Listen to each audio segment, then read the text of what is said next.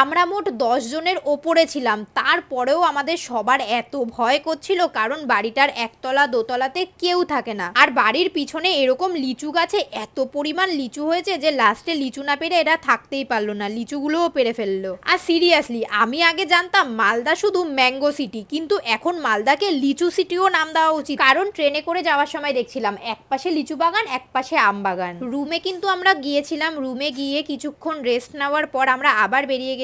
পায়েল বলল এখান থেকে বেশ কিছুটা দূরে একটা পার্ক রয়েছে যেটা মালদাতে খুবই ফেমাস। হ্যাঁ, তোমরা যেটা ভেবেছো ঠিক, আমরা এসেছি বেলা শেষ পার্কে, আর পার্কটাও কিন্তু খুব সুন্দর লেগেছে। দাঁড়াও টিকিটটা কেটে নি। আর এত গরম পড়েছে, এই গরমকালে কোথাও ঘুরতে গেলে না জল কিনতে কিনতেই অর্ধেক টাকা শেষ হয়ে যায়। আজকে আমি যেই ওয়ান পিসটা পরেছি এটা আমি মিশো থেকে নিয়েছিলাম অনেক দিন আগে, কিন্তু পরাই হচ্ছিল না, আর এখানে এসেই কিন্তু আমি নতুন এটা পরেছি। এই তো পার্কে চলে আসলাম, সবাই মিলে এখন পার্ক ঘুরে দেখবো। আর পার্কে অনেক